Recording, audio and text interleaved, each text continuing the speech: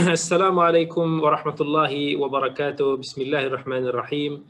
Innal hamdalillah nahmaduhu wa nasta'inuhu wa nastahdihi wa nastaghfiruh wa na'udzu billahi min shururi anfusina wa min sayyiati a'malina may yahdihillahu fala mudilla lahu wa man yudlil fala hadiya lahu wa asyhadu an la ilaha illallah wahdahu la syarika lahu wa asyhadu anna Muhammadan 'abduhu wa rasuluhu amma ba'd. Alhamdulillah, pada malam yang mulia ini insya-Allah kita akan sambung lagi kelas pengajian Hilyah Talibul Ilm, akhlak para penuntut ilmu. Kita dah masuk kepada fasal yang ketiga, iaitu adab belajar bersama dengan guru. Jadi kita akan sambung lagi dan mengikut buku warna putih ini kita sudah sampai kepada muka surat 41 insya-Allah. Jadi saya akan bacakan matanya dan kemudian kita akan huraikan sikit sebanyak insya-Allah. Kata penulis rahmatullahi alaih, jika engkau melihat perlu untuk nak berpindah daripada syekh guru kepada guru yang lain, maka mintalah izin kepadanya dulu, kerana itu lebih menghormatinya dan juga lebih menjaga hatinya, dan agar dia lebih menyayangimu dan juga mengasihimu. Jadi tentang ini, maksudnya kalau kita nak berpindah daripada kelas ke kelas, daripada guru ke guru, kerana sebab-sebab tertentu, contohnya kita nak menghadiri kelas daripada hadis kepada fiqah, daripada fiqah kepada hadis dan sebagainya, maka antara adab yang perlu kita jaga adalah kita juga memohon izin daripada guru kita dulu. Dan kita bagi tahu dia yang kita akan berpindah ke kelas Syekh Fulan dan Fulan ataupun nak hadir kepada kelas Fulan dan Fulan, sebab itu merupakan salah satu daripada adab, dan kita menghormati Syekh tersebut, kerana mungkin Syekh tu akan tertanya-tanya kenapa ada daripada kalangan anak murid dia meninggalkan dia, kenapa dia pergi kepada kelas yang lain, kepada Syekh yang lain, adakah kerana dia tidak suka pada aku, adakah kerana ada masalah dengan pengajaran aku dan sebagainya. Maka dibagi tahu dulu kepada gurunya itu, kerana boleh jadi guru kita lebih tahu tentang guru yang kita nak pergi, guru baru kita. Mungkin dia boleh memberikan nasihat, so dia boleh nasihatkan kita, dia boleh suruh kita berhati-hati, dia boleh suruh kita bagi tips-tips belajar dan sebagainya, sebab kemungkinan kita boleh tersalah. Jadi bila kita minta izin daripada guru kita tu, dia ada banyak faedah, apatah lagi kalau kata Syekh itu, guru kita tu orang yang banyak ilmu, orang yang berpengalaman dan sebagainya. And boleh jadi juga guru kita akan bagi tahu mungkin guru ni kurang sesuai, boleh cuba cari guru lain, boleh cari daripada sudut ni, dia boleh recommend pula yang lain, seperti mana ulama dulu yang dilakukan oleh guru kepada Al-Imam Al-Khatib Al-Baghdadi. Al-Khatib Al-Baghdadi seorang ahli hadis yang hebat, bagi orang yang mengaji hadis dia tahu. Guru dia Al-Imam Al-Barqani. Jadi Al-Imam Al-Khatib Al-Baghdadi dia minta izin ataupun dia berbincang dengan gurunya Al-Barqani untuk nak mengembara menuntut ilmu. Dia tanya adakah dia ada dua pilihan masa tu. Adakah dia nak pergi belajar daripada Ibn Nahas di Mesir ataupun dia pergi kepada Al-Asam di Naisabur. Maka Al-Barqani pun berikan nasihat ataupun ada pandangan, dia kata lebih baik bagi Al-Khatib Al-Baghdadi untuk pergi ke Naisabur. Dia kata kalau kamu pergi ke Mesir, kamu hanya akan menemui seorang guru, dan kalau kamu pergi kepada Naisabur, di sana ada ramai. Kalau kamu tercicir seorang, maka kamu akan menemui ramai di yang lain. So dia nak bagi tahu is grab yang mana boleh dapat banyaklah. Kalau dia pergi ke Mesir, mungkin masa tu hilangnya guru dia ke, ataupun guru itu tak terima ke, ataupun dah meninggal ke apa, rehlah dia tu akan jadi sia-sia lah. Tapi kalau dia pergi ke Naisabur, seandainya Al-Asam tak ada ataupun sakit dan sebagainya, masih lagi ada banyak guru-guru lain yang boleh menggantikan dia lah. Dan kemudian guru dia pun bagi recommendation, dia bagi nasihat dan sebagainya. Kemudian kata Syekh Bakar Abu Zaid lagi, dan laksanakanlah pelbagai adab lain yang secara naturalnya kita boleh tahu ataupun kita boleh faham, dan setiap orang yang mendapat taufik dan diberkati dalam rangka memenuhi hak gurumu sebagai ayah, boleh kata ayah lah, ayah secara spiritual, ataupun yang dalam beberapa konstitusi disebut sebagai rada' adabi. Sepatutnya sebutan ayah spiritual yang dilakukan oleh para ulama lebih tepat, namun meninggalkannya lebih baik. Ketahuilah sesuai dengan kadar penjagaan rasa hormatmu kepada guru akan diperolehi kejayaan, sebaliknya sesuai dengan kadar pengabaiannya terlihat tanda-tanda kegagalan. Itu apa yang dinasihatkan oleh Syekh Bakar Abu Zaid. So dia kata buatlah apa-apa adab yang kamu rasa, sebab kadang-kadang adab ni boleh berbeza di antara negeri ataupun negara, berbeza dengan tempat yang lain, begitu juga dengan satu kaum bangsa yang lain. Tetapi adab ni yang pentingnya adalah bagaimana kita nak memelihara hubungan baik antara kita dengan guru, macam mana kita nak menjaga hatinya, macam mana kita nak menunjukkan hormat kepada guru kita. Jadi sebarang adab yang kita rasakan boleh mencapai tujuan tersebut, maka kita lakukan. Kemudian peringatan penting daripada Syekh Bakar Abu Zaid, dia kata, aku memohon kepada Allah melindungimu daripada perilaku orang-orang ajam. Orang-orang ajam ni maksudnya di zaman ni, maksudnya orang-orang luar yang budaya-budaya barat, budaya-budaya bukan Islam, para pengikut tarikat, ahli bid'ah daripada kalangan khalaf, iaitu sikap hormat yang menyimpang daripada adab-adab syar'i. Maksudnya Syekh Bakar Abu Zaid dia tak bagi kita buat beberapa perkara yang kita rasakan dia beradab, tetapi sebenarnya mengikut penulis dia kata benda itu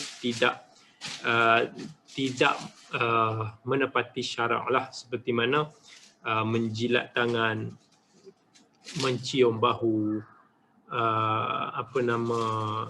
dan mengucapkan kalimah-kalimah seperti Sayyidi, Maulaya dan sebagainya yang biasa digunakan oleh khadam kepada tuannya. So ini apa yang disebut oleh Syekh Bakar Abu Zaid, tetapi dalam bab ini kita ada beberapa perincian lagi yang kita boleh perbahaskan apa yang dimaksudkan oleh Syekh Bakar Abu Zaid. Dia kata tadi menjilat tangan, itu saya tak tahulah ada wujud ke benda tu, tapi saya percaya benda-benda yang ekstrim sebegitu wujud, tapi kita kata tak meluas lah. Kalau kata ada yang over seperti itu, kita tak boleh nak terima lah. Tapi kalau kata daripada sudut cium tangan guru sebagai tanda hormat kepada dia, ini tak ada masalah, sebab dia bukan sesuatu yang berlebih-lebihan. Itu sebagai tanda kita menghormati, memuliakan dengan kadar sederhana orang-orang saleh, orang-orang berilmu dan sebagainya. Dan benda-benda ini pun ada disebutkan ataupun diceritakan berlaku juga. Amalan mencium tangan ini berlaku di kalangan para salafus saleh dulu. Antaranya apa yang diriwayatkan oleh Imam Al-Bukhari dalam kitab Al-Adabul Mufrad dengan sanad yang tidak mengapa, yang boleh diterima. Kata Suhaib, pengikut kepada Al-Abbas, dia kata dia lihat Ali bin Abi Talib mencium tangan Abbas, dan juga kakinya. So itu apa yang diriwayatkan oleh Imam Al-Bukhari di dalam Al-Adab Al-Mufrad. Begitu juga ada dilakukan oleh beberapa para salafus salih. Kata Imam An-Nawawi rahmatullahi alaih, taqbil yad ar-rajuli li zuhdihi wa salahihi aw ilmihi aw sharafihi aw siyanatihi aw nahwi dhalika min al-umur ad-diniyah la yukrah bal yustahab. Dia kata mencium tangan seorang lelaki yang zuhud, yang saleh, yang mulia, yang dihormati, yang disegani, ataupun selain daripada itu, merupakan perkara yang tidak dibenci tapi disukai dan digalakkan. Tetapi benda yang menjadi makruh kalaulah dia mencium tangan seseorang itu kerana keduniaan. Kalau kata ada urusan dunia, nak bodek ke, nak dapat projek ke dan sebagainya, yang ini yang tak dibenarkan lah ataupun tidak disukai. Ada juga disebutkan Syekh Bakar Abu Zaid ni mencium bahu. Itu saya pun tak tahu lah. Macam untuk masyarakat kita benda ni kita jarang dengar lah. It depends on places. Contohnya ada budaya yang dicium kepala sebagai tanda penghormatan, dicium antara dua mata sebagai tanda penghormatan. Itu still boleh lagi lah. Tetapi yang tak dibolehkan kalau yang di luar daripada norma, yang pelik-pelik, macam kalau kita tengok certain tarikat ni, pernah ada video dia, kalau di YouTube tu kita boleh jumpa sampai ada anak murid dia makan tai guru, minum kencing guru. Itu pun kita boleh tengok, itu pun pelik lah. Ada juga berlebihan macam yang tadi kata luar daripada norma, tapi sekadar untuk nak cium penghormatan, itu tak ada masalah. Ataupun kalau kita sekadar nak pegang tangan dia, dua belah tangan, itu pun tak ada masalah sebagai satu tanda penghormatan. Kan, kita kadang-kadang kita salam orang yang kita respect tu, kita pegang dua tangan untuk nak menunjukkan betapa kita pegang tangan dia sungguh-sungguh, untuk nak bagi tahu kita ni macam sangat memberikan perhatian, sangat menghormati dia. Dan ini juga apa yang disebutkan oleh hadis Ibnu Mas'ud radhiyallahu an, bila mana dia kata allamani Nabi sallallahu alaihi wasallam at-tashahhud. Nabi ketika dia ajar aku bertasyahud, Nabi pegang kedua-dua tangannya dengan kedua-dua tanganku. So tak ada masalah untuk nak kita bersalam dua tangan, untuk nak pegang dua tangan orang itu sebagai tanda penghormatan kita. Ini tidak termasuk di dalam tegahan.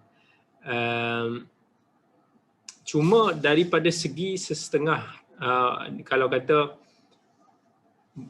tunduk, di kalangan bangsa Arab dia tidak mengamalkan benda ini, kerana dia kata ada beberapa hadis yang Nabi melarang untuk kita tunduk. Tetapi maksudnya tunduk ni yang dilarang daripada konteks hadis, ataupun kita tengok daripada konteks pada zaman itu, lebih merujuk kepada tunduk yang menghampiri ke arah rukuk lah.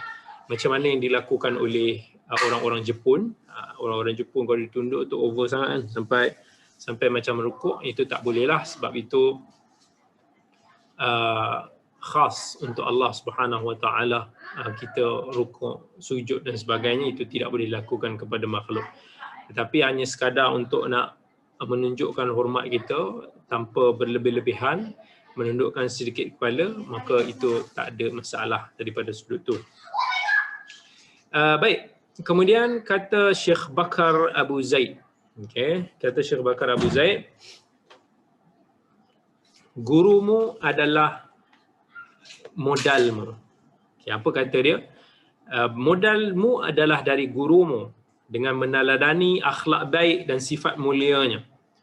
Adapun kegiatan belajar dan mengajar adalah keuntungan tambahan, tapi janganlah kecintaanmu kepada gurumu itu menjurumuskan dalam keburukan sedangkan engkau tidak merasa, padahal semua orang yang melihatmu mengetahui.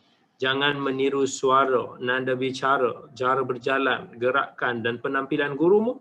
Ia menjadi guru yang dihormati dengan semua hal itu, tetapi jangan merendahkan dirimu dengan menirunya dalam hal-hal seperti ini. Maksudnya dia nak bagi tahu guru yang baik adalah inspirasi kepada kita semua. Dan bila kita sayang, kita hormat kepada seseorang guru itu, jangan kita tidak semestinya untuk nak kita follow step dia, maksudnya kita ikut penampilan dia 100%, ataupun kita berlebih-lebihan lah dalam konteks itu. Kalau kita tengok misalnya orang-orang daripada luar kan, kalau dulu di tempat saya masa saya belajar di Universiti Islam Madinah dulu, kalau katakan pelajar tu suka belajar dengan orang Arab, dia sanjung orang Arab, dia akan tirulah pakaian orang Arab, so dia akan pakai macam orang Arab dan sebagainya. Tapi guru kita sebenarnya adalah inspirasi kepada kita. Sebab tu bila kita ni menjadi seorang guru, kita sepatutnya kena sentiasa menunjukkan contoh yang baik kepada anak didik kita. Try to inspire them, try to motivate them. Jangan jatuhkan semangat dia. Mereka, anak-anak didik kita, pelajar-pelajar kita ni memerlukan bimbingan dan semangat daripada kita. Mereka perlukan tangan-tangan kita untuk nak membimbing mereka, memperbetulkan kesalahan mereka, meluruskan mereka ke jalan yang lebih benar. Sebab kadang-kadang guru ni dengan satu perkataannya, dia boleh menjatuhkan moral dan semangat anak murid dia. Tetapi dengan satu perkataan juga, guru boleh naikkan semangat dan mengubah hidup anak murid dia.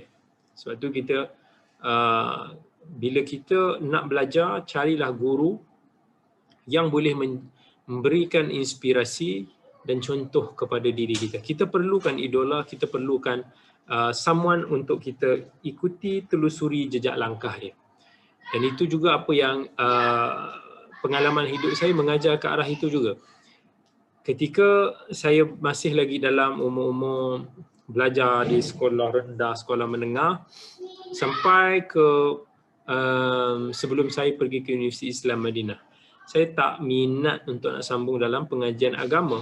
Kenapa saya tak minat? Sebab saya masa tu tak menjumpai guru-guru yang saya rasakan untuk diri saya boleh menjadi inspirasi dan juga pemangkin semangat saya. Masa tu kita tengok contoh-contoh kebiasaannya yang biasa-biasa ataupun yang kurang baik. Ada yang jenis kaki tibai, ada yang jenis tak peduli kita, ada yang jenis macam-macam. Jadi masa tu kita banyak terumbang-ambing, tak ada langsung minat untuk nak belajar agama itu sendiri. Sampailah bila saya sampai di Universiti Islam Madinah, di situ saya menemui masyayikh-masyayikh yang luar biasa, daripada sudut akhlak, daripada sudut nasihat, bimbingan dan sebagainya. Kita naik balik semangat. Tetapi bila tahun pertama tu jumpa dengan seorang guru yang sangat-sangat garang pula. Dia yang mungkin tak begitu bertimbang rasa lah dengan keadaan kita. Saya juga pernah hampir give up masa tu balik.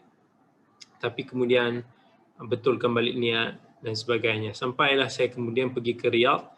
Walaupun masa tu saya masih lagi tak berapa jelas, tak berapa tahu apa nama hala tuju saya. Sebenarnya nak belajar hadis ni, nak buat apa yang ada dalam bidang hadis ini. Sampailah saya bertemu dengan guru kesayangan saya, Syekh Ali bin Abdullah As-Sayyah.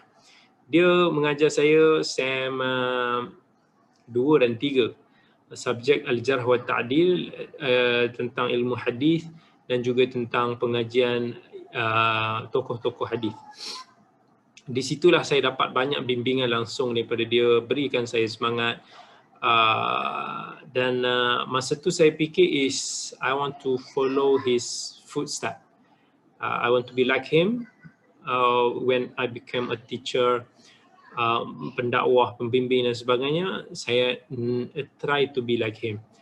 Saya ingat masa saya first belajar dengan dia, saya cuba always buat yang terbaik. Dan sejak daripada tu Syekh banyak berikan perhatian kepada saya. Dan lepas daripada tu Masya Allah, macam Syekh banyak membantu kita. Masa tu belajar dekat luar, so masa tu yalah, kita tak berapa senang lah. Tiba-tiba Syekh pernah kadang-kadang diletakkan sampul dalam tu, Masya Allah lah, ribuan ringgit juga kadang dia letak. Dia macam seolah-olah tahu dalam keadaan yang kita perlukan. Kemudian ada kala tiba-tiba dia bagi hard disk, dalam tu ada kitab-kitab, software-software yang penting untuk membantu pengajian kita. Dia selalu kata pada saya bila dia bagi, dia kata ini adalah untuk pelajar aku yang rajin, kau jangan bagi orang yang malas. Itu dia punya ayat, saya pegang. Dan salah seorang lagi Syekh Abdul Karim, dia dia banyak bantu. Masa tu kita nak cari rumah sewa pun mahal dekat Riyadh kan, dia dekat macam kat KL. Nak cari mahal untuk kita pelajar-pelajar masa tu pun susah lah dengan kita ada family. Awal-awal tu kita duduk dekat rooftop, satu bilik kecil, tak ada bilik pun. Dia memang bilik saja. Tapi seronok, boleh hidup walaupun very very sederhana masa tu. Dan Syekh tu sampai satu tahap dia usaha nak dapatkan saya dan juga beberapa sahabat kawan-kawan ni untuk nak dapat rumah. Dia sampai dijumpa beberapa muhsinin. Muhsinin ni orang dermawan yang selalu buat baik. Dan dermawan-dermawan tu sudi untuk nak bayar satu bangunan, satu apartmen tu. Dalam tu ada lebih kurang 8 buah rumah, 16, dua apartmen, ada 16 buah rumah. Dan Syekh panggil saya satu hari untuk nak bagi salah satu daripada rumah tersebutlah untuk saya, isteri dan juga anak sulung saya masa tu duduk di situ. Alhamdulillah itu sangat-sangat membantu sebab kita boleh terus fokus kepada pengajian sahaja. Tak perlu risau nak cari duit untuk sewa rumah dan sebagainya. Dan Syekh bila dia datang jumpa, Syekh bagi tahu pada kami, dia kata, aku buat semua ni, aku bantu kamu semua ni sebab satu niat je. Aku nak join pahala kamu belajar ni sekarang. Cuma satu aku minta, aku nak satu hari kamu sekarang ni belajar betul-betul. Kamu jangan fikir pasal duit. Aku dah tolong ringankan beban kamu dalam bab duit ni. Bab ekonomi kamu, rumah yang paling mahal yang kamu dah ada. InsyaAllah dengan sedikit allowance yang universiti bagi tu, kamu bolehlah survive dengan beberapa bantuan yang ada.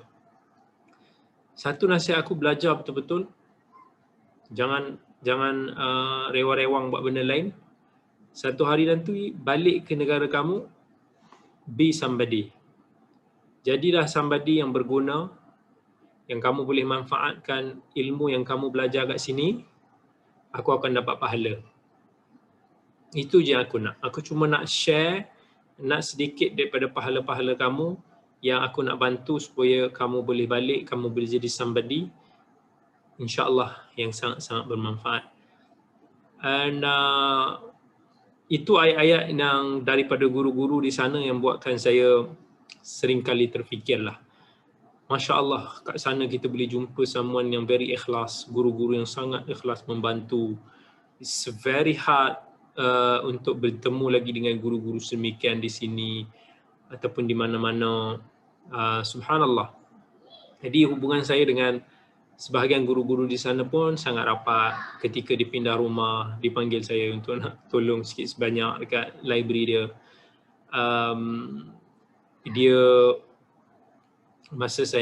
bawa saya pergi first kali dekat channel rancangan TV dekat sana, channel Al-Majd Al-Ilmiyah. Dekat sana dia bawa ada program season hadis dia yang dia buat. And saya sampai satu hari nanti saya kata saya nak ikut macam dia. Kalau boleh satu hari nanti saya boleh masuk TV dekat Malaysia. Kalau boleh satu hari nanti saya boleh buat satu program hadis untuk peringkat orang awam di televisyen atau persada media negara. I want to do that. Dan macam mana dibawa saya dulu, anak-anak murid dia pergi ke sana bersama dengan dia dalam rancangan dia. Saya nak juga satu hari nanti buat benda yang sama. Dan Alhamdulillah, I think I did it. Dan bila saya bawa anak-anak murid saya pergi ke TV, saya ingat kat dia. Saya ingat ini apa yang saya nak buat because of him, following his footstep. Dan saya akan update dia. Bila saya update dia, dia akan happy. Dan saya kadang-kadang dulu kata kat dia, Syekh, dulu kamu bawa kami 4 orang, hari ni saya buat 20 orang lah pergi. So maksudnya saja je nak cakap kat dia orang. Saya katakan dulu kan saya dah kata saya nak ikut macam dia. Macam mana dia dulu selalu bantu saya daripada sudut keuangan, kehidupan dan sebagainya, nasihat. Begitu juga yang saya buat sekarang bersama dengan anak-anak didik saya, anak-anak murid saya. Zaman saya tak kira masa. Anak-anak murid ni kalau mereka nak kontak saya, kalau saya bangun tengah malam, saya okey, saya tak ada masalah. Kalau mereka perlukan, ada kala kita bantu dia. Macam mana Syekh tu buat, kita buat juga. Dulu Syekh bagi kita duit, kita juga kadang bagi duit kepada anak-anak murid kita. Saya appreciate lah, maksudnya macam mana Syekh dulu appreciate saya akan appreciate anak-anak murid saya. Sampai anak-anak murid saya, kalau saya panggil datang certain program ataupun just nak bantu-bantu ni, sebagai anak murid, dia are very gladly to help. Tapi sebagai guru, saya pun nak inspire them. One day dia akan dapat, dia akan ikut juga sebegitu, dan pahalanya saya dapat dan juga guru saya pun akan dapat. Saya pun bagi orang, appreciate orang, walaupun sometimes banyak kita kena bagi. Kalau saya panggil 10 orang, 10 tu saya bagi. Bukan bagi sikit-sikit, saya bagi yang cukup untuk buat dia happy. Itu yang orang tak nampak. Sometimes. Kadang saya pergi dulu, saya pergi tahfiz. 10 orang anak murid saya daripada USIM, saya minta dia datang satu hari minggu tu pergi ke tahfiz. Saya bawa. Saya tahu kadang-kadang bagi pelajar ni untuk daripada nilai nak pergi Shah Alam, of course dia akan ada sikit lah fikir pasal kos dan sebagainya. Saya kata kos insyaAllah don't worry. So 10 orang tu saya panggil untuk certain activity, program masing-masing untuk nak dapatkan semangat daripada masing-masing. Dan setiap daripada 10 orang tu saya bagi seorang few hundred untuk diorang happy, senyum. Cukup lah. Maksudnya saya kata kat dia, insyaAllah as much as I can appreciate you guys, I will do that. So itu apa yang saya buat ikut kepada guru saya Syekh Ali bin Abdul As-Sayyah. So itu guru yang betul-betul telah mengubah persepsi saya, pandangan saya, kehidupan saya. Dan until now, they keep inspiring me. Apa yang saya buat dengan anak-anak didik, apa yang saya buat sekarang, saya doakan semoga Allah berikan pahala kepada guru saya itu, sebab dia antara faktor yang telah membuka minda saya ketika masa saya dulu dalam keadaan yang tercari-cari jawapan, dia ada di sana di hadapan kita untuk nak bimbing saya, untuk nak bantu saya. Saya datang lambat, dia pun tegur saya, dia marah juga saya, tapi kata-kata itulah yang saya pegang. Dia kata 10 minit aku tunggu kau. 10 minit ni kalau aku buat benda lain macam-macam aku boleh buat. Kau jaga masa. Saya pegang sampai sekarang. Saya cuba untuk tak pernah lewat semampu saya. Dan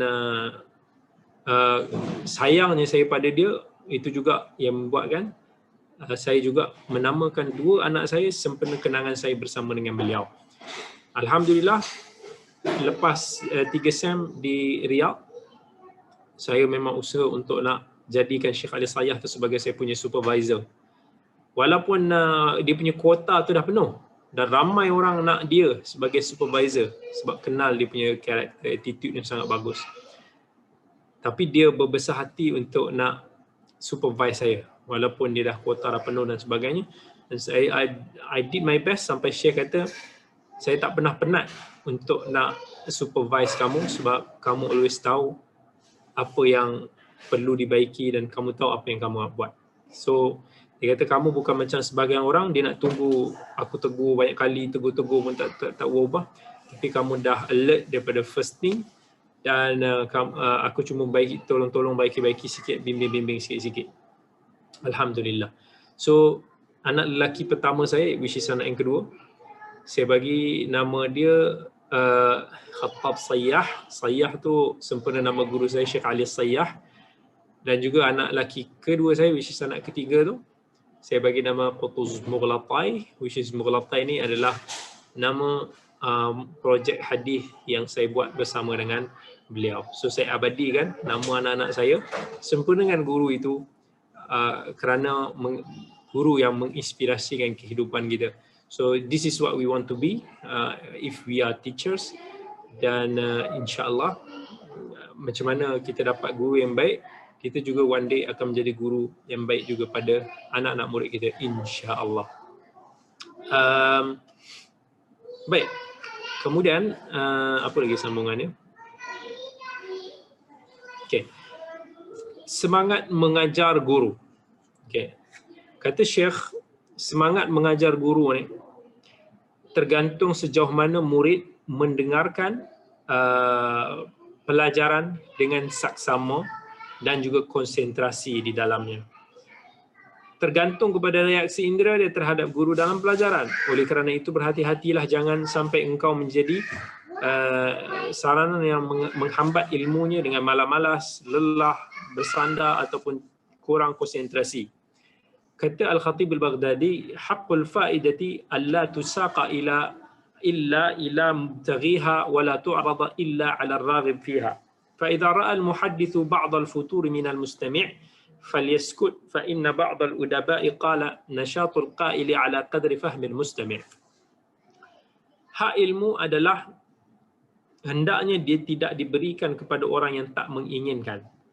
Jangan diberikan kepada orang yang tak berminat kepada ilmu. Jika seorang yang berbicara itu melihat para pendengar dia bosan, lesu, dia diam berhenti.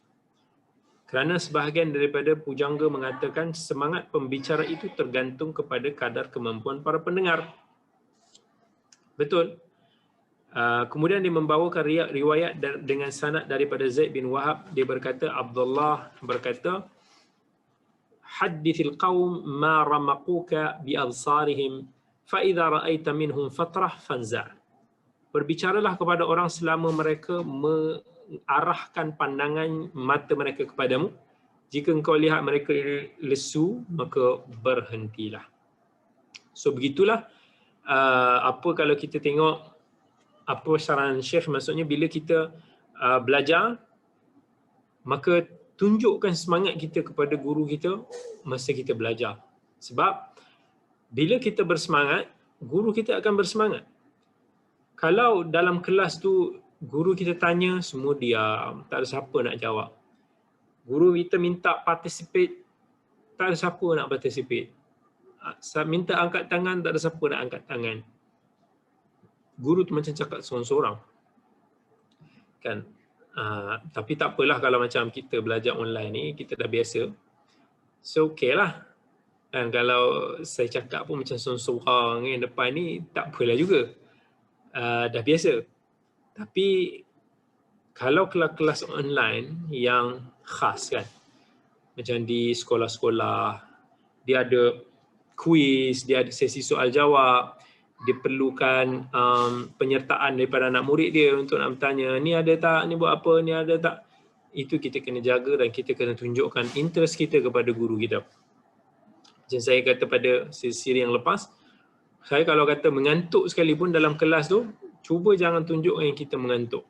Kalau kita menguap, tutup mulut kita, jangan bagi nampak macam kita ni menguap. Saya kalau lepas menguap tu, saya tunduk sikit, saya pejamkan mata tu untuk nak cover mata-mata yang berair. Sebab kita tahu, sometimes pandangan kita yang lesu tu, guru kita nampak, terganggu fikiran dia.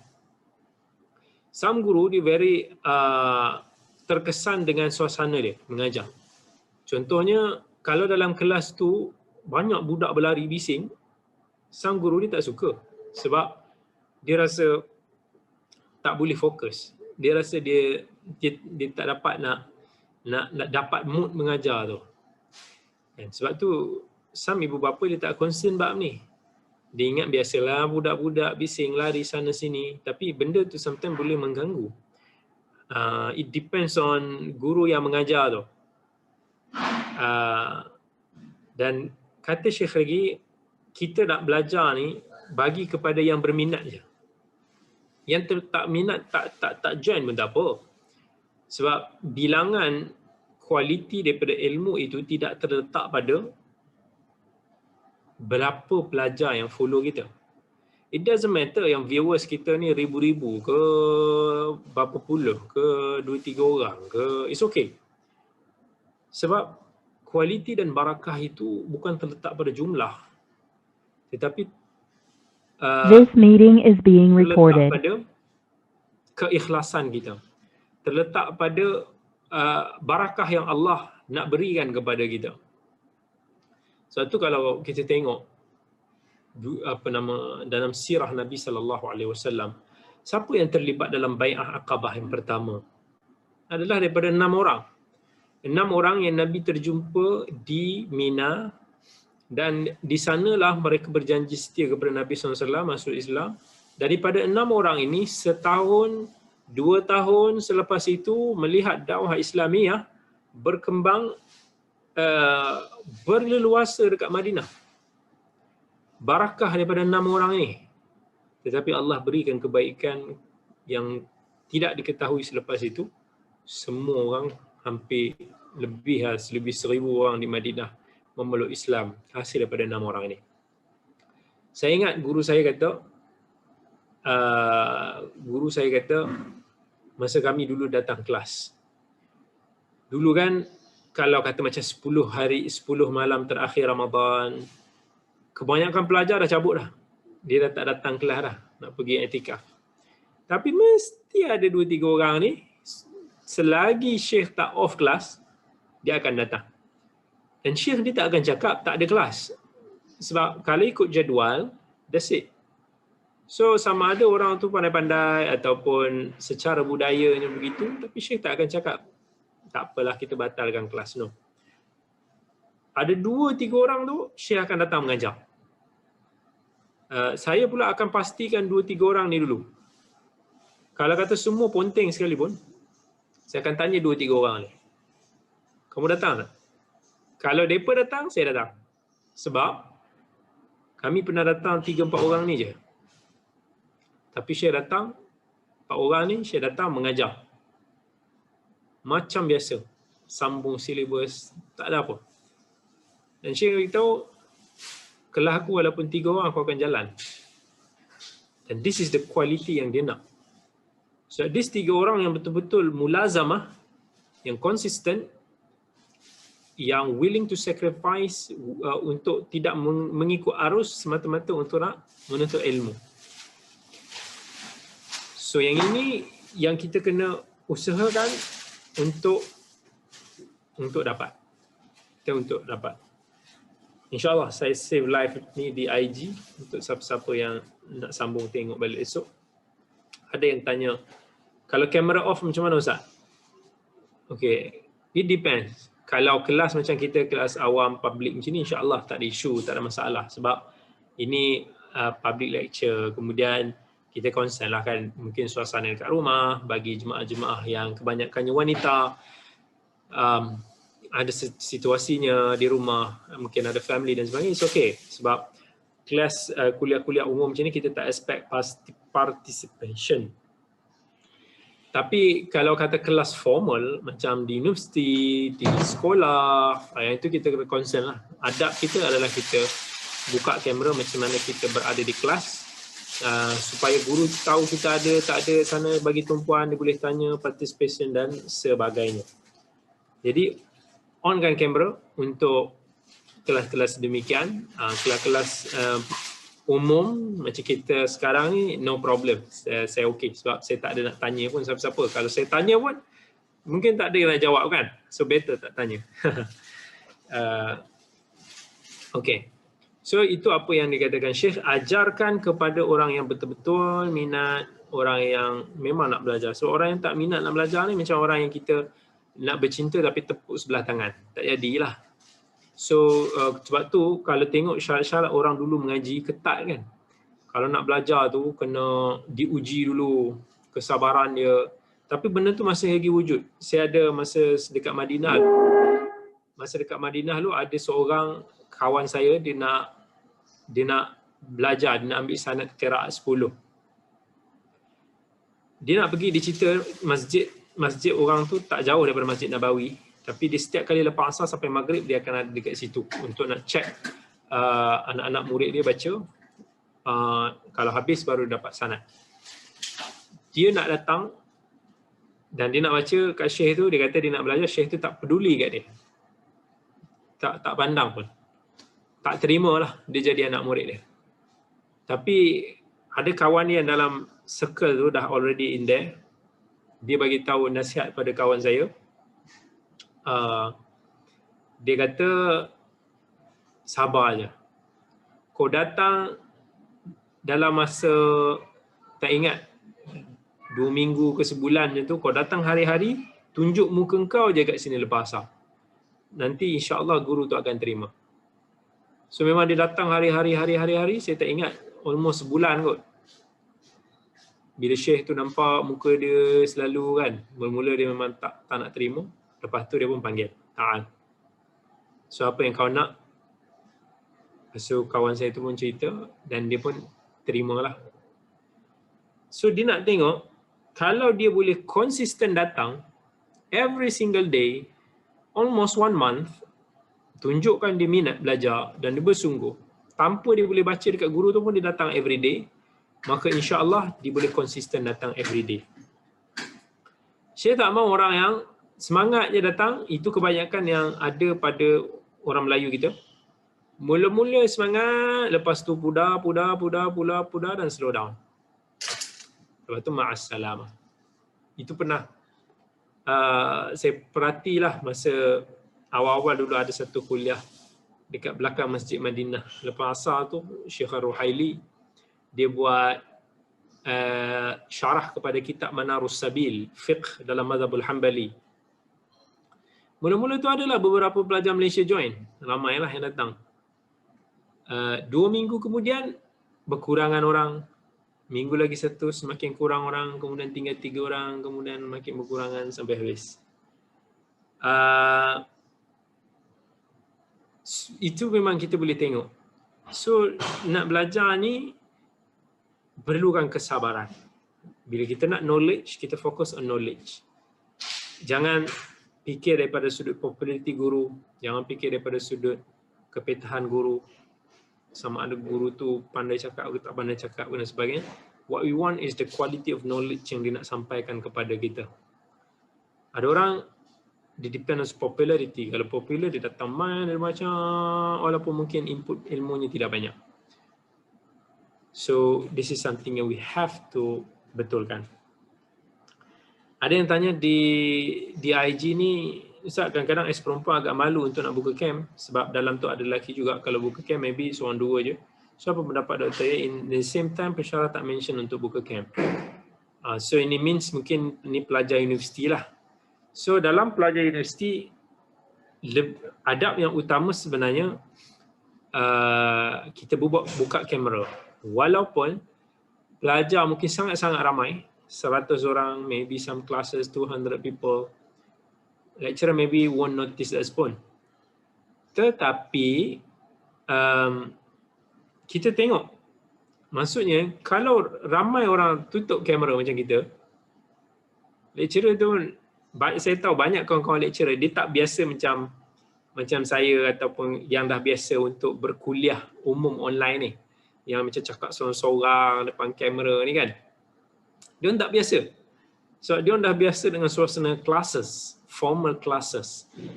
Jadi bila dia kena tukar kepada mode online masa PKP ni, dia mati kutu lah. Dia kata, apa bosannya, ya Allah, aku tak tahu nak cakap apa depan kamera tu. Macam apa nama cakap tu macam dia kata macam cakap seorang-seorang.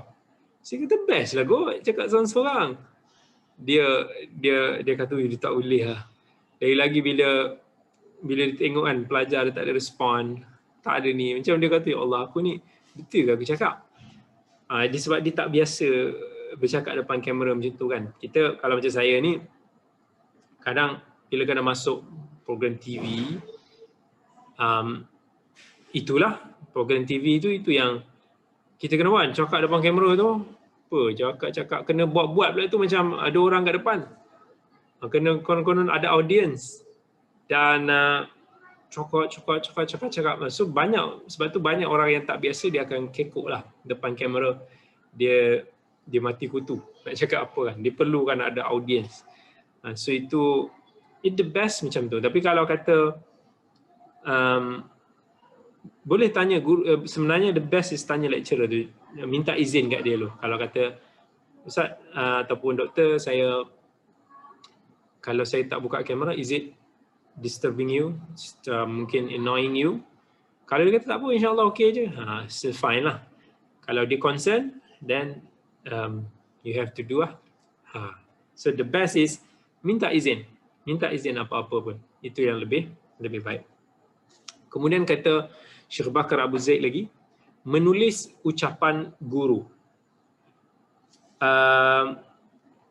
Mengenai menulis ucapan guru, keadaan antara satu guru berbeza dengan guru yang lain, maka fahamlah. Hal ini memiliki adab dan syarat.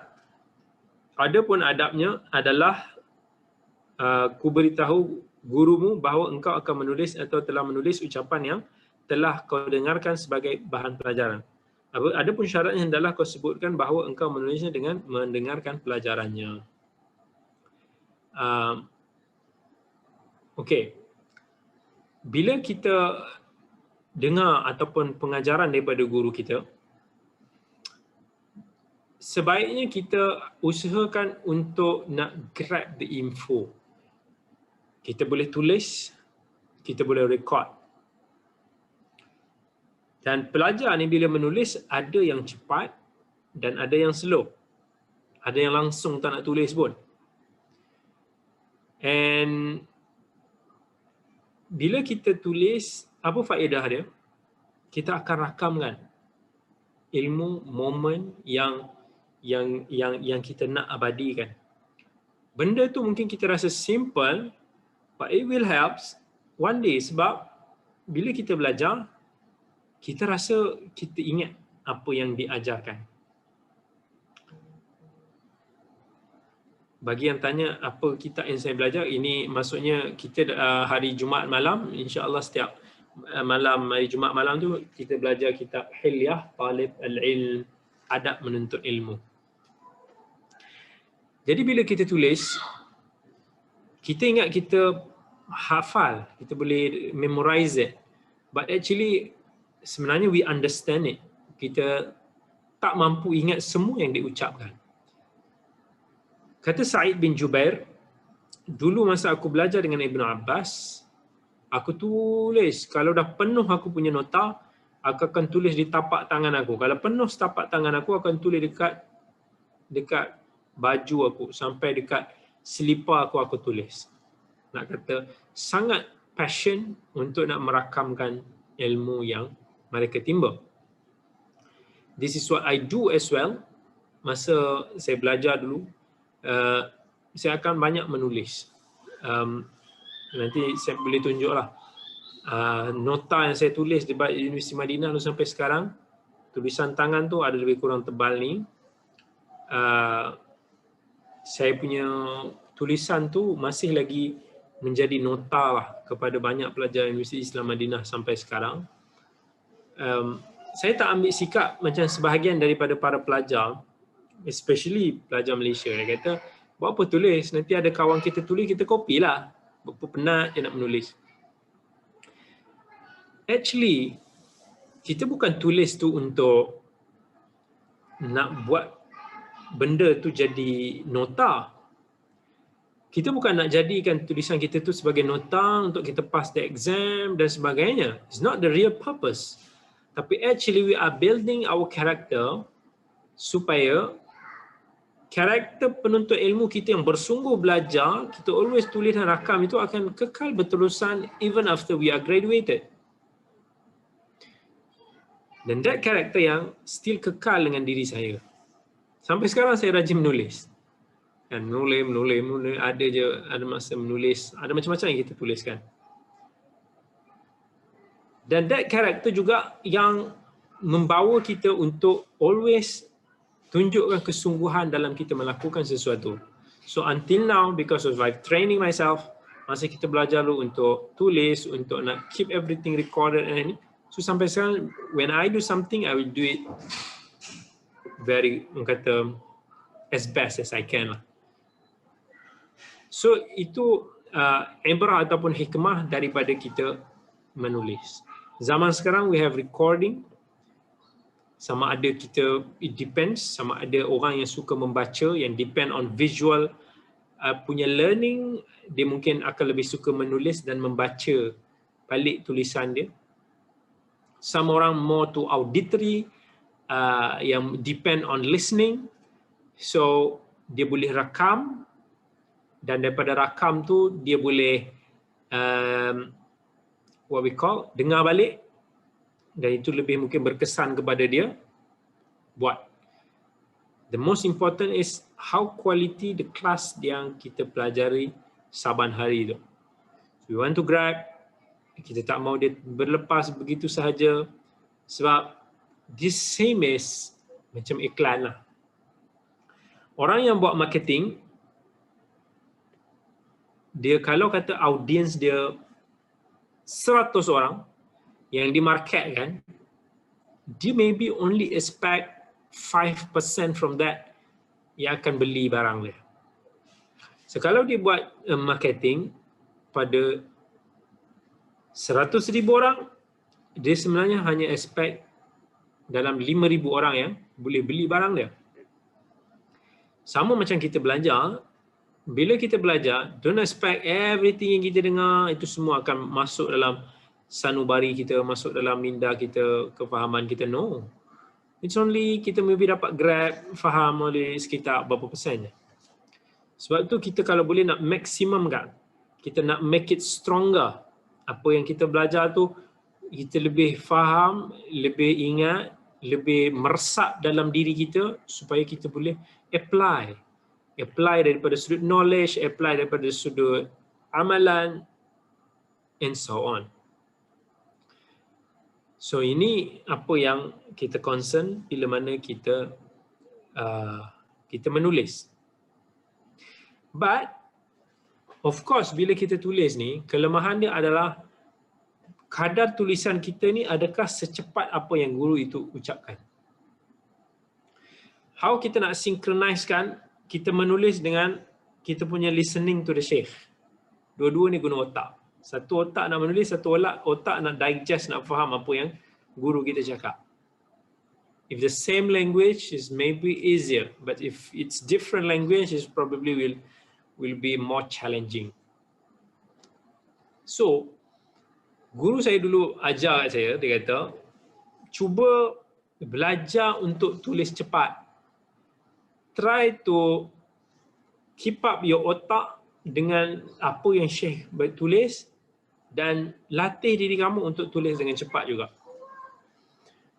So Syekh tu kata, dia kata dia berjaya lah. Dan saya pun train. Sebab saya tengok orang duduk sebelah saya ni, dia number 1 ranking dalam my batch. Dia daripada Yaman, Mahdi Alwan Alush, macam tu nama dia. Dia number 1, dia dapat full mark, everything, and the best student. Dia bila ditulis tu, mata dia macam ni. Mata dia akan tengok kat Syekh. Tangan dia bergerak. Kadang-kadang dia tengok buku balik, dia sambung balik. Dia tengok balik sikit, dia tengok sambung balik. Dan tulisan dia only dia yang faham. Dan dia truly akan pakai everything dalam apa yang dia tulis sahaja. Dia tak akan depend on nota orang lain, tulisan orang lain, no. Sebab dia really confident that he recorded everything. So itu satu inspiration lah kepada diri saya untuk I try as well untuk nak buat macam tu. Cuma saya jadi sakit hati bila saya baca balik tulisan saya tu jadi tak cantik . Tulisan tu susah nak faham juga somehow. But the good thing is they train our brain untuk jadi pick up. Kita akan sedut, kita akan cuba faham sebaik mungkin apa yang guru kita cakap tu, kita try. Tak adalah nanti Syekh ulang balik, apa dia? Kan banyak orang bila guru dia cakap something, kalau dia tengah tulis tu dia dah mula, apa? Sekali. Mula-mula dulu saya selalu macam tu, Syekh, marah ukhra, mungkin ulang balik sikit lagi. Mula-mula dulu selalu minta untuk repeat. But actually no. Bila kita dah boleh tu, insya-Allah kita dah biasa untuk nak laju lah. Baik. Tapi the best is sebenarnya untuk nak kita minta izin juga. Ada guru, dia tak suka kita tulis. Bila kita tulis, dia kata, you listen well. Sebab aku nak kau faham dulu. Aku tak nak engkau catat tapi engkau tak faham apa yang kau tulis. Dan ada guru, dia tak suka kita tulis sebab dia rasa macam anak-anak murid itu tak bagi tumpuan kat dia. So manusia is very different from person to person. So minta izin. Sheikh, if aku nak catat everything you said, apa yang dia ajari ni, will you mind? It's okay, fine, then okay. Kalau dia kata no, nota semua ada, rujukan semua aku akan bagi, you just listen, I want you to understand, then kita ikutlah apa yang guru kita bagi tahu, kecuali kita sediakanlah kalau kata ada nota-nota, maklumat-maklumat tambahan, komentar-komentar yang kita nak masukkan sebagai faedah sampingan, please do that. Okay. Kemudian kita akan masuk kepada satu isu. Okay, apa kata Syekh, dia panjang sikit lah. Iaitu lepas ni insya-Allah saya tak tahu, mungkin kita akan sambung pada next week, iaitu tentang belajar daripada ahli al-bid'ah. Belajar daripada ahli bid'ah ada huraian dia, ada perincian dia, yang mana insya-Allah kita akan cuba untuk sambung this part next week lah, insya-Allah, sebab part ni panjang sikit dan perlukan pada perincian tentang bid'ah, ahli bid'ah dan sebagainya. Before that, saya nak tanya if okay, saya buka kalau kata ada question, insya-Allah kita cuba jawab sekadar yang mampu. Ada yang tanya, Ustaz, ayul jami'ah khalfak? Ditanya di belakang saya ni gambar universiti apa? Okey. Di belakang saya ni adalah Universiti Islam Madinah Al-Munawwarah, tempat saya belajar dulu. Ini di pintu gerbang bahagian depan. So inilah Universiti Islam Madinah Al-Munawwarah. Hari ini saya ada menulis di Facebook tentang Universiti Madinah Al-Munawwarah. So saya ulas sikit. Saya tulis tulisan itu kerana tersebarnya satu video klip daripada Ustaz Nuruddin Al-Banjari, yang dalam video klip itu dia membuat tohmahan-tohmahan, mengatakan berhati-hati kepada ibu bapa yang anaknya belajar Universiti Islam Madinah. Antara tuduhan-tuduhan yang dilemparkan adalah, dia kata pelajar-pelajar Universiti Islam Madinah ini seolah-olah dimewahkan dengan diberi tiket business class. This is not true. Tak adanya bagi business class, melainkan kalau ada berlaku kesilapan ataupun ada certain cases yang very terpencil, ataupun pramugara tu yang kadang dibaik, dia tengok kosong, dibagi kita naik. Tapi tak adanya tiket business class. Itu apa yang first tuduhan dan fitnah yang dilakukan. Yang kedua, memfitnah bahawa pelajar-pelajar Universiti Madinah ni ekstrim, mengkafirkan ibu bapa, menyesatkan orang sana sini. So ini satu tuduhan yang melampau. Kita tak pernah diajar tentang ideologi ekstrim sebegini, mengkafirkan orang sebegini. Bahkan guru-guru kami, masyayikh di sana sangat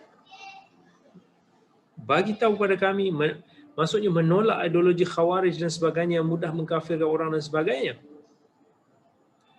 Dan Syekh sendiri dalam klip itu sendiri yang duk kafirkan orang, yang duk sesatkan orang, yang dia tak sedar dia punya sikap tu ekstrim berbanding kita. Tengok, kalau tuan-tuan dan puan-puan semua tengok, siapa ilmu-ilmuan yang tuan-tuan kenal daripada Universiti Islam Madinah? Dr. Basit, Dr. Radhi, Syekh Hussein Yi, ramai daripada alumni Madinah, kebanyakannya semua yang very tolerant, yang very open daripada sudut perbincangan, sifat, akhlak, semua insya-Allah. Kalau wujud pun, itu adalah kelemahan individu yang ada. So tuduhan-tuduhan yang dia nak kata bahawa pelajar Madinah ni tajsim ke Allah, menjisim ke Allah semua, menyerupakan Allah dengan makhluk, ini satu tuduhan dan fitnah yang sangat besar. Ya. Tak ada siapa daripada akidah salafus salih yang menyerupakan Allah dengan makhluk. Itu sangat jelas. Cuma dia tidak faham metod kepada para salafus salih di dalam akidah al-asma' was sifat. Okey. Ada yang kata, Assalamualaikum doktor, minta nasihat serta dalil untuk meninggalkan perkara sia-sia. Oh. Satu hadis saya bagi daripada riwayat At-Tirmizi, Nabi sallallahu alaihi wasallam bersabda, min husni islamil mar'i tarkuhu ma la ya'ni. Saya ulang lagi sekali. Min husni islamil mar'i tarkuhu ma la ya'ni. Antara petanda baiknya keislaman seseorang adalah dia meninggalkan perkara-perkara yang tidak berkenaan dengannya, iaitu yang tidak memberikan manfaat kepadanya. So hope that answered your questions. Ada yang tanya, Ustaz, macam mana nak masuk Universiti Islam Madinah? Nowadays, dengan ada baru-baru ni satu implement rule terbaru, kena ada stamp. So kalau dah ada stamp, dia boleh memohon secara online ataupun melalui kedutaan Arab Saudi, Islamic Council, kedutaan Saudi di Jalan Yutan, Kuala Lumpur. So boleh apply daripada situ, insya-Allah. So itu caranya. So dia adalah syarat-syarat kemudian yang akan diberi tahu dan akan berulang-alik sikitlah ke kedutaan itu. Insya-Allah. Bagi siapa yang kata doakan moga anak-anak kami dapat belajar di Universiti Islam Madinah, insya-Allah saya doakan semoga semua berpeluang untuk nak belajar, insya-Allah menimbul ilmu di tempat-tempat yang terbaik, insya-Allah. Saya nak tanya Ustaz tentang perbezaan hadiah dan sedekah, sebab Nabi terima hadiah tapi bukan sedekah. Okey. Sedekah yang dimaksudkan Nabi tidak terima sedekah ini adalah zakat. Nabi tak terima zakat. Nabi dengan keluarga baginda tidak menerima zakat.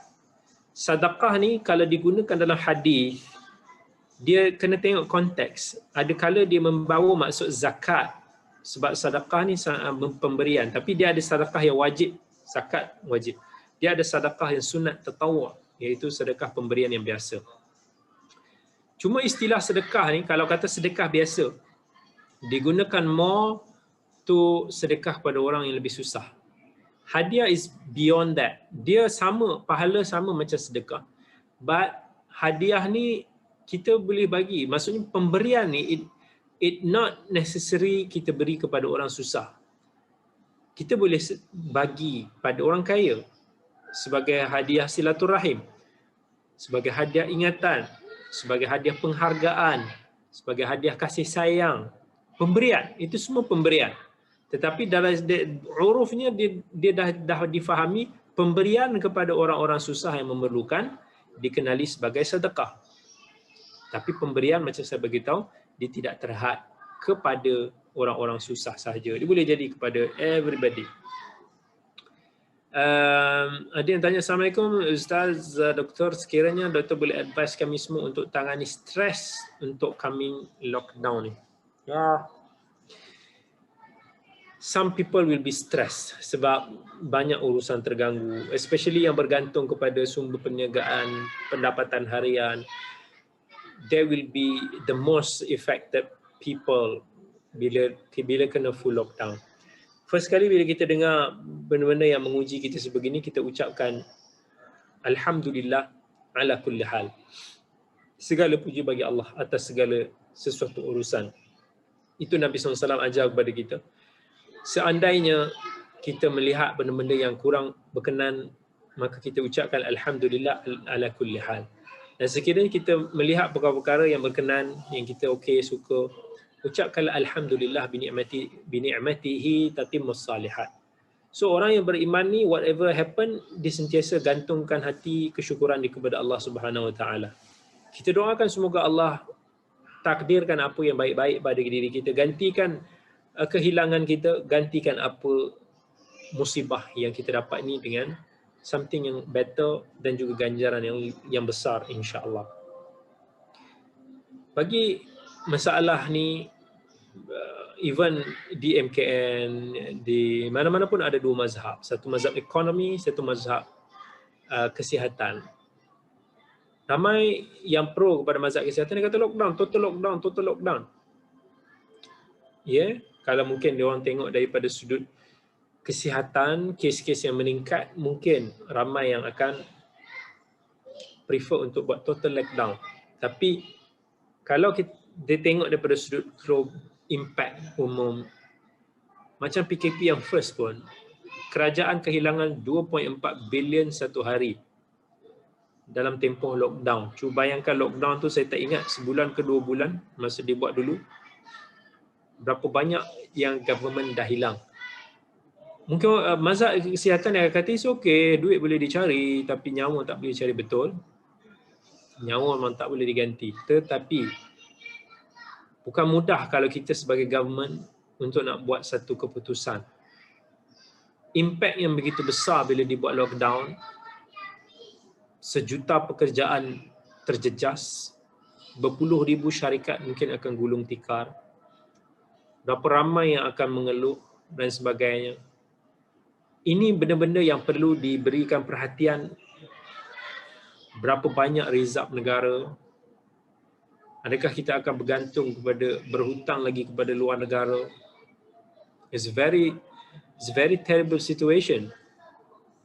In my opinion, maybe opinion ni salah ataupun tak. Now we are delivering dalam proses untuk nak menerima vaccines. Dan benda tu akan memakan sedikit masa lah untuk nak mencapai herd immunity. Tetapi problem banyak sekarang ni more tertumpu pada ICU punya cases.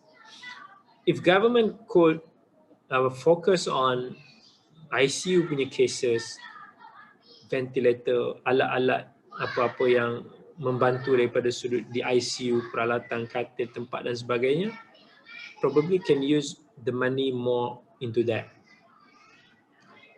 Otherwise, now we are losing so many billions dengan lockdown, dan juga we don't know adakah dengan lockdown selama saya assume sebulan akan menurunkan kes yang memuncak sekarang. Even dalam PKP yang first pun, kes masa tu ada berapa je.